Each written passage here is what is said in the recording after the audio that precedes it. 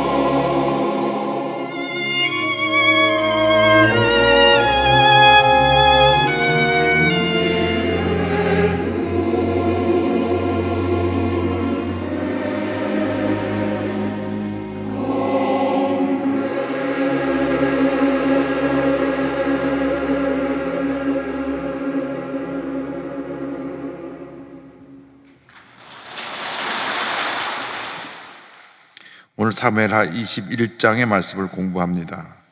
이제 기브온 사람들의 요청하는 내용이 나오는데요, 3년간의 기근이 저들에게 임했을 때 기브온 사람들이 그 기근의 문제 때문에 다윗 왕에게 나오는 이야기가 나옵니다. 사무엘하 21장 1절과 2절을 다 같이 보겠습니다. 다윗의 시대에 해를 거듭하여 3년 기근이 있으므로 다윗이 야훼 앞에 간구하며 야훼께서 이르시되 이는 사울과 피를 흘린 그의 집으로 말미암음이니 그가 기브온 사람을 죽였음이니라 하시니라. 기브온 사람은 이스라엘 족속이 아니요 그들은 아모리 사람 중에서 남은 자라. 이스라엘 족들이 전에 그들에게 맹세하였거늘 사울이 이스라엘과 유다 족속을 위하여 열심히 있으므로 그들을 죽이고자 하였더라. 이에 왕이 기브온 사람을 불러 그들에게 물으니라. 기근을 통한 하나님의 심판에 대해서 이야기합니다. 때때로 하나님께서 자연재해를 통해서 이스라엘 백성들의 죄를 심판하셨습니다. 요한복음 3장 16절에 하나님의 세상을 이처럼 사랑하사 세상을 사랑했다 그랬다. 이 세상은 우리 인간 그리고 우리가 다스리는 이 지구 생태계 모든 걸 주님이 사랑하셨습니다. 주님이 지으시고 참 보기 좋았다고 하신 이 지구입니다. 우리만 사랑한 것이 아니고 이 지구 생태계도 하나님이 사랑하셔서 우리들이 잘 관리해야 되는 것입니다. 잘 관리해서 이 지구상의 환경 파괴로 인해서 다가오는 재앙을 막아야 되는 것입니다. 그런데 다윗 왕 시대도 이렇게 3년 동안이나 기근이 있어서 하나님 엎드려 기도했습니다. 하나님 무엇을 잘못했습니까? 다윗에게 말씀하시기를 사울 왕이 여호수아가 가나안 정복할 때 기브온 주민과 맺은 언약을 파기하고 기브온 사람들을 죽여서 이런 장애에 다가왔다. 아합 왕 시대 우상 숭배에 대한 심판으로 기근이 임했던 것이 열왕기상 17장 1절에 설명되어 있습니다. 길르앗에 우거하는 자 중에 디셉 사람 엘리야가 아합에게 말하되 내가 섬기는 이스라엘의 하나님 야훼께서 살아계심을 두고 맹세하노니 내 말이 없으면 수년 동안 비도 이슬도 있지 아니하리라 하니라. 얼마나 우상 숭배를 심하게 했는지 3년 반 동안이나 하늘이 닫히고 심한 기근이 와서 모든 사람들이 고통에 빠지게 되었던 장면이 열왕기상 10장에 나옵니다. 사울 왕의 잘못이 무슨 잘못이냐면 여호수아 9장에 보면 여호수아가 가나안을 정복해 나갈 때 기브온 사람들이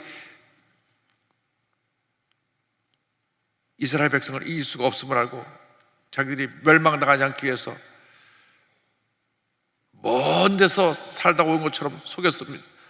사는 사람처럼 속였습니다. 일부러 곰팡이가 쓰는 빵도 집어넣고 옷도 먼지를 뒤집어 쓰고 남루하게 와서 여호수아 장군이 우리 저 먼 적에서 왔는데 당신은 하나님이 함께 하시는 백성인 줄 압니다. 우리를 멸하지 마옵소서. 그때 여호수아가 기도해보고 하나님께 물었어야 되는데 그들은 쳐다보고 내 당신 애들 절대 해치지 않겠다고 약속을 합니다. 지도자들도 신중하지 못하고 그냥 눈에 보이는 대로 듣는 대로 얘기했다가 실수하는 경우가 생기는 것입니다. 한 템포 늦춰서 어떤 결정을 내릴 때 하나님 앞에 기도하고 뜻을 물었어야 되는데 결정을 나서 보니까 그 동네 사는 기브온 사람들이에요. 그러니까 이미 약속을 했기 때문에 죽일 수가 없습니다. 그래서 너희들은 우리를 속였기 때문에 여기서 물 깊고 장작 패는 그러한 머슴 같은 일을 해라. 그래도 당신네들은 죽이지 않겠다. 약속을 했는데 사울 왕이 열심히 지나쳐서 이방 족속을 멸하고자 하는 그 의욕 때문에 기브온 사람까지 죽이는 일이 생겼던 것입니다. 이 문제 해결을 위해 심슨 다윗이 이야기가 나옵니다. 다윗 왕이 질문합니다. 3절 다 같이 보겠습니다. 다윗이 그들에게 묻되 내가 너희를 위하여 어떻게 하랴? 내가 어떻게 속죄하여 너희가 야훼의 겹을 위하여 복을 빌겠느냐 하니, 하나님께서 사울 왕이 그들의 피를 흘렸기 때문에 이러한 기근이 임했다고 말했기 때문에 기브온 사람 불려서 내가 어떻게 해주면 좋을까? 본인이 잘못한 당사자가 아님에도 본인이 나라의 지도자로서 왕으로서 문제를 해결하기 위해서 기브온 사람을 부른 것입니다. 기브온 사람들이 와서 요구합니다. 4절 6절입니다. 다 같이 보겠습니다. 기브온 사람이 그에게 대답하되 사울과 그의 집과 우리 사이의 문제는 은금에 있지 아니하오며 이스라엘 가운데에서도 사람을 죽이는 문제도 우리에게 있지 아니하니이다 하니라. 왕이 이르되 너희가 말한 대로 시행하리라. 그들이 왕께 아뢰되 우리를 학살하였고 또 우리를 멸하여 이스라엘 영토 내에 머물지 못하게 하려고 모의한 사람의 자손 7사람을 우리에게 내주소서. 야께서 택하신 사울의 고을 기브아에서 우리가 그들을 야 옆에 목매어 달겠나이다 하니 왕이 이르되 내가 내주리라 하니라. 사울 왕이 이렇게 음모를 꾸면서 우리 족속을 이렇게 완전히 몰살하려 했기 때문에 그 죄가 사울 왕에게 있습니다. 그의 아들 7명을 자손 중에서 7명을 넘겨주면 그들을 희생제물로 삼겠습니다. 그 말을 듣고 다윗이 허락을 합니다. 7절 9절입니다. 그러나 다윗과 사울의 아들 요나단 사이에 서로 야훼를 두고 맹세한 것이 있으므로 왕이 사울의 손자 요나단의 아들 무비보셋은 아끼고 왕이 이에 아야의 딸 리스바에게서 난 자 곧 사울의 두 아들 알모니와 무비보셋과 사울의 딸 메라백에서 난 자 곧 무홀랏 사람 바르실레의 아들 아드리엘의 5 아들을 붙잡아 그들을 기브온 사람의 손에 넘기니 기브온 사람이 그들을 산 위에서 야 앞에 목매어 달매 그들 7사람이 동시에 죽으니 죽은 때는 곡식배는 첫날 곧 보리를 베기 시작한 때더라. 그래서 7명의 사울의 자녀들을 죽이려 하고 요나단의 아들은 자기가 그 가족을 지켜주기로 약속했기 때문에 빼고 사울 왕이 그 리스바와 메라백에서 난 7 아들을 기브온 사람께 넘겨줍니다. 그래서 이 기브온 사람이 7명을 데려다가 이제 목매어 달아 죽게 합니다. 아야의 딸 리스바는 2 아들을 잃었죠. 그 아야의 딸 리스바가 그 죽음의 시체를 와서 보호하면서 애도합니다. 10절로 14절입니다. 아야의 딸 리스바가 굵은 배를 가져다가 자기를 위하여 바위 위에 펴고 곡식 베기 시작할 때부터 하늘에서 비가 시체에 쏟아지기까지 그 시체의 낮에는 공중에 새가 앉지 못하게 하고 밤에는 들짐승이 범하지 못하게 한지라. 이에 아야의 딸 사울의 첩 리스바가 행한 일이 다윗에게 알려지매 12절 계속 봅니다. 다윗이 가서 사울의 뼈와 그의 아들의 요나단의 뼈를 길앗 야베스 사람에게서 가져가니 이는 전에 블렛 사람들이 사울을 길보아에서 죽여 블렛 사람들이 벳산 거리에 매단 것을 그들이 가만히 가져온 것이라. 다윗이 그곳에서 사울의 뼈와 그의 아들 요나단의 뼈를 가지고 올라오매 사람들이 그 달려 죽은 자들의 뼈를 거두어다가 사울과 그의 아들 요나단의 뼈와 함께 베냐민 땅 셀라에서 그의 아버지 기스의 묘에 장사하되 모두 왕의 명을 따라 행하니라. 그 후에 하나님이 그 땅을 위한 기도를 들으시니라. 7명이 죽고 나서 그 다음 이제 하늘에서 비가 내리기 시작하는데 그 자기의 아들을 잃은 리스바는 와서 시체를 짐승들이 먹지 못하게 그 시체 앞에서 자리를 펴놓고 그 시체를 지키면서 자기 아들의 죽음을 애도합니다. 그 소식을 듣고 다시 사람을 보내서 이제 그 모든 뼈를 취하고 길보아 산에서 죽임을 당했던 사울과 요나단의 시체의 그 뼈를 가져다가 그 사울 왕의 아버지 기스의 묘에 다 함께 잘 장례를 치러줍니다. 그러니까 사울, 요나단 그리고 7 아들들이 그곳에 다 묻혀서 장례를 치르게 됐던 것입니다. 우리가 여기서 한 가지 얻을 교훈은 하나님의 공의입니다. 하나님의 공의. 하나님과의 약속을 인간이 어길 때 심판이 다가온다고 하는 것입니다. 사람들과 약속은 우리가 지키지 못할 때가 종종 있습니다.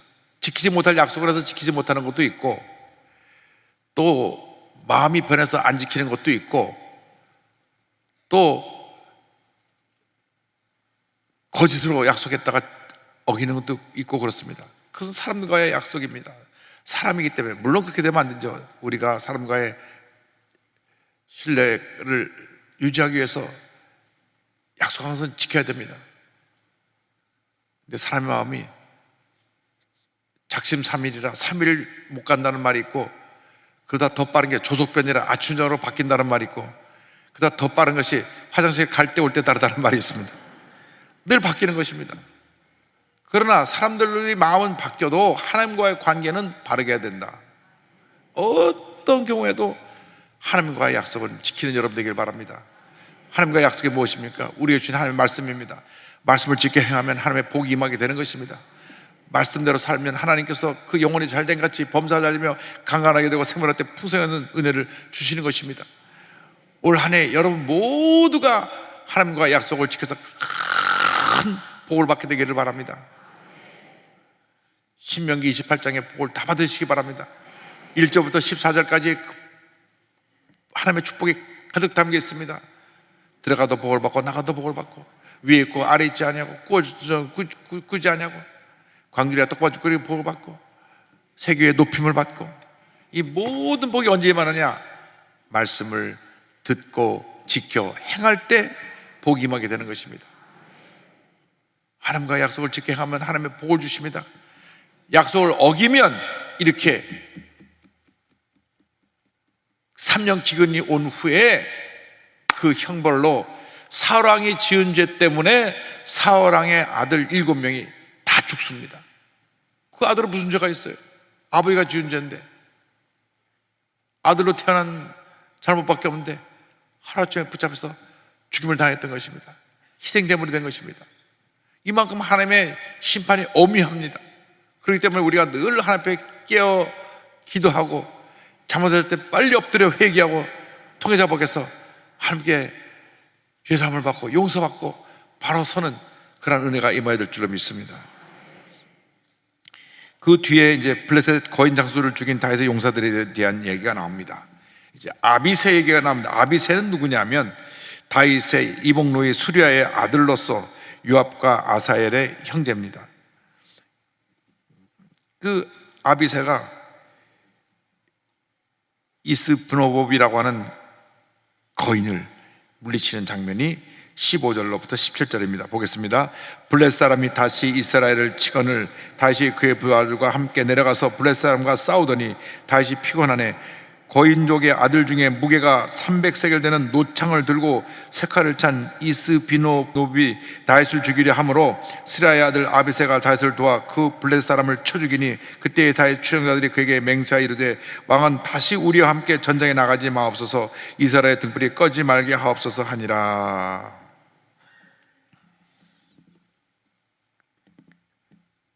블레셋에 거인들이 많아서 이 거인들이 다 전쟁의 앞에 장수가 되어서 나가서 싸우는데 그 노창의 무게가 300세겔이니까 3.4kg 정도 되는 그 노창을 들고 나와서 다윗을 죽이려고 했기 때문에 이 아비새가 나가서 그 왕을 대신해서 거인을 쳐 죽이고 왕이요, 왕이 다시 전쟁터에 앞장서지 마시고 뒤에 계시옵소서. 뒤에서 우리 싸우는 걸 지켜보시옵소서. 왕이 죽으면 우리 민족의 등불이 꺼집니다. 왕이요, 앞으로 전쟁에 지금 나이도 드시고 옛날 같지 않은데 무리하지 마시고 저희들이 왕을 대신해 싸우겠사오니 왕은 절대로 몸을 보존하시옵소서. 옥체를 보존하시옵소서. 이순신 장군은 마지막 노량해전에서 그냥 앞장서 나가다가 총탄에 맞아 죽었는데 그게 마지막 전쟁이었기 때문에, 마지막 전투였기 때문에 끝났지. 미리 죽었더라면 우리가 임진왜란 때 일본을 물리칠 수 없었을 것입니다. 그게 워낙 옛날에 전쟁에는 장수가 맨 앞에 나갑니다. 그러니까 제일 죽을 위험이 많은데 그 장수가 나가는 걸 보고 온 군사들이 용기로도 그 뒤를 따라 나가는데 다윗이 원래 장수입니다. 골리앗을 무너뜨린 이후 전쟁에마다 나가서 다 이겼습니다. 백전백승입니다. 근데 이제 나이가 들었으니까 왕이요. 왕은 옥체를 보존하옵소서. 충성된 일꾼들이 옆에 둘러 진을 쳤습니다. 그럼 십보개가 나옵니다. 십보개 18절입니다. 그 후에 다시 블렛 사람과 고베에서 전쟁할 때 훗사람 십보개는 거인족의 아들 중에 삽을 쳐 죽였고, 거인족이 그 큰 사람들 아주 기선을 제압하려고 저들에게 내보내는데, 그 세라 족속의 족속 후사의 자손이며 다윗의 30명의 용사 가운데 한 사람이었던 십보개가 나가서 그를 쳐 죽였습니다. 그는 다윗의 부하의 8부대의 지휘 장군이었고, 기록을 보면 24,000명의 휘하 부대를 건드리고 있었습니다. 우리나라로 하면 사단장쯤 된다고 생각할 수 있습니다. 자, 그 다음에 엘하난이 있습니다. 사단장 아니면 군단장. 네, 엘하난 19절을 보겠습니다. 또다시 블렛 사람과 고베에서 전쟁할 때 베들레 사람 야오레르김 아들 엘하난은 가드 골리앗의 아우 라흐미를 죽였는데 그자의 창자로는 베들째 같았더라. 이 다윗의 고향 이 베들레에서 나온 이 엘하난이 이 골리앗의 동생을 쳐 죽이는 장면이 나옵니다. 그 다음에 요나단, 이 4명의 장수가 저쪽 상위표 4명의 거인들을 다 무너뜨리는데, 이 요나단은 다윗의 형 삼마의 아들인데, 요나단이 넘어뜨린 거인은 이 거인이다 보니까 기형 아들이 많아서 손가락이 6개, 아마 5개인데, 이쪽도 6개, 발가락도 6개, 6개, 6, 4, 24, 24개. 이 거인을 쳐서 죽이는 장면이 나옵니다. 20절, 21절입니다. 또 가드에서 전쟁할 때 그곳에 키가 큰 자 하나는 손가락과 발가락이 각각 6개씩 모두 24개가 있는데 그도 거인족의 소생이라 그가 이스라엘 사람을 능욕함으로 다윗의 형 사마의 아들 요나단이 그를 죽이니라. 맺는 말이 22절입니다. 이 4사람 가드의 거인족의 소생이 다윗의 손과 그의 부하들의 손에 다 넘어졌더라. 할렐루야. 하나님이 함께 하시면 어떤 거인도 다 넘어지는 것입니다. 여러분 눈앞에 거인들이 달려옵니다. 골리앗 같은 거인들이 달려와서 여러분을 괴롭게 합니다. 그러나 그 거인은 눈으로 볼 때 거인이지 하나님 편에서 볼 때는 메뚜기 같이 연약한 것입니다. 왜? 하나님의 권능의 손으로 치면 그 거인도 손가락이 6개 아니라 10개가 되도록 넘어지는 것입니다. 하나님이 함께 하시면 백전백승인 것입니다. 그래서 우리는 우리의 눈에 보이는 거인들을 보고 두려워할 것이 아니라 우리 뒤에 계시는 하나님, 문제 해결되시는 하나님만 믿고 나가면 어떤 거인도 다 무너뜨리게 될 것입니다. 한 영혼 구원하는 것이 온천을 구하는 것과 같습니다.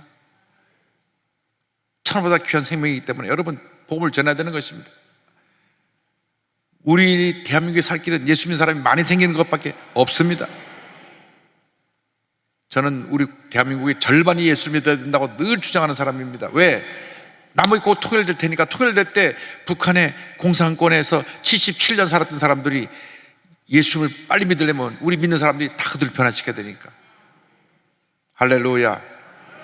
그러므로 여러분 모두가 성령 충만해서 복음의 증인으로 쓰임 받으시고 여러분 앞에 다가오는 모든 거인들을 예수님의 이름으로 다 무너뜨리고 승리의 삶을 살아가는 여러분 되시기를 주님의 이름으로 축원합니다.